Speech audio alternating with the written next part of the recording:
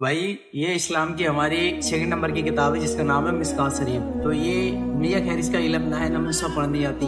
بس کیا ہے ہم نے مدرسے میں پڑھنی سیکھی تو اس ٹائم پہ عربی سیکھی تھی. ہم سے اردو پھر بھی نہ آتی. تو ہماری استاد ہے, ہماری سسٹر, چھوٹی سسٹر ہے, تو یہ ہمیں پڑھنا سکھائیں گی اور بتائیں گے اس کے بارے میں, اس کے اندر کیا کیا حدیث ہیں, کس کس کی حدیث ہے, کس بارے میں ہمارا اسلام چلا ہے, کیسے اسلام اسٹارٹ ہوا, کون کون سے نبی آئے, نبی کی امت کا کون سا کلمہ تھا, کون سے نبی نے کیا کیا ہے, ہر 6 نبیوں کی امت پر ٹوٹل عذاب آیا ہے, کون سے نبی کی امت کو کون سا عذاب آیا ہے, اور کون سے نبی نے کتنی پریشانی اٹھائی ہیں. ہم اس چیز کے بارے میں اس سے جانیں گے اور اس سے حدیثوں سے پتہ کریں گے. ولا يعرف من أحدها حتى جلس إلى النبي صلى الله تعالى عليه وسلم فسند رقبته إلى الرقبة فدعا الكف عليه فخاذه. روایت عمر بن خطاب سے رضی اللہ تعالیٰ عنہ سے فرماتے ہیں کہ وہ دونوں بیٹھے ہوئے تھے نبی کریم صلی اللہ تعالیٰ علیہ وسلم کے پاس.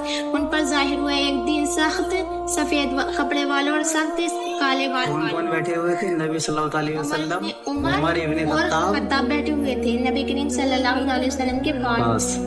انہوں نے بتایا ہے مصباح شریف میں کیا ہے. ایک دن حضرت عمر بن خطاب بیٹھے ہوئے تھے, یعنی کہ حضرت عمر اور حضرت عمر کے بیٹے آپ نبی صلی اللہ علیہ وسلم کے پاس بیٹھے ہوئے تھے. اسی ٹائم پہ ایک شخص آتے ہیں جن کے سفید کپڑے ہیں, ہرپا کالے وال ہیں.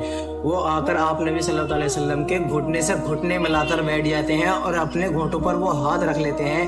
آپ نبی صلی اللہ علیہ وسلم سے بولتے ہیں کہ اسلام کیا ہے, یعنی کہ ایمان کیا ہے, مسلمان کا ایمان کیا ہونا چاہیے. تو آپ نے صلی اللہ علیہ وسلم نے ان سے بتایا کہ اللہ کے سوا کوئی دوسرا معبود نہیں ہے اور نبی صلی اللہ علیہ وسلم اللہ کے رسول اور اللہ کے بندے ہیں. یعنی کہ اللہ کے سوا معبود کا مطلب ہے کہ جو لوگ بت پرستی کرتے ہیں اور کسی دوسرے خدا کو اپنا خدا مانتے ہیں, یہ سب جھوٹ اور فریب کے چنگل میں قید ہیں. یعنی کہ اللہ کے سوا کوئی عبادت کے لائق نہیں ہے. بولے مجھ کو خبر دیجیے اسلام کے بارے میں. تو آپ صلی اللہ علیہ وسلم نے فرمایا کہ گواہی دو اللہ تعالیٰ کے سوا کوئی معبود نہیں ہے اور محمد صلی اللہ علیہ وسلم اللہ کے رسول ہے, اور نماز قائم کرو اور زکوٰۃ دو, رمضان کے روزے رکھو اور بیت اللہ کا حج کرو اگر تم اس کی استطاعت رکھتے ہو.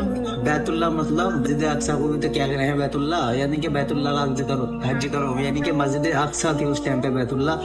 تو فرسٹ کعبہ جو ہے ہمارا مسجد اقصیٰ ہے, یعنی اس کے بعد مدینے میں ہمارا مکہ مدینے میں کعبہ شریف بنا ہے. تو ہمارا جو پہلا کعبہ ہم جدھر کو سجدہ کرے تو مسجد اقصیٰ ہی, جو کہ اس ٹائم فلسطین میں ہے. اسے کی عبادت کرنا ہمارا فرض ہے. اس حساب سے ہر مسلمان پر لازمی ہے, پوری امت پہ. اور آج کی ڈیٹ میں امت کا کیا حال ہو گیا, ہمارے نبی صلی اللہ علیہ وسلم کی حضور صلی اللہ علیہ وسلم نے کرائی مسجد اقصیٰ کی, آپ نبی صلی اللہ علیہ وسلم نے تبدیلی کرائی. اس میں بھی ہماری مسلمانوں کے جو نبی صلی اللہ علیہ وسلم کی امت میں ہیں ان کے حال یہ ہوئے ہیں کہ مسجد اقصیٰ کی بھی حفاظت وہ نہ کر پا رہے. وہاں کے جو لوگ اقصیٰ کے لیے لڑ رہے ہیں انہیں بھی وہ صحیح نہیں کہہ پا رہے, انہیں بھی غلط کہہ رہے ہیں. تو یہ چیز صحیح ہے حدیثوں کے حساب سے غلط ہے, لوگ غلط ہیں. قال صدقت فجعلنا له يسأل ويصدقه. کہا آپ نے سچ کہا. حضور صلی اللہ علیہ وسلم نے کہا, انہوں نے کہ آپ نے سچ کہا. پھر انہوں نے کہا کہ ہم نے ان پر تعجب ہوا کہ خود ہی سوال کرتے ہیں اور خود ہی تصدیق کرتے ہیں. پر تعجب ہے نا عمر بن خطاب کو, کیا خود ہی سوال کر رہے ہیں اور خود ہی جواب دے رہے ہیں کہ مجھے وہ خبر دیجئے ایمان کیا ہے.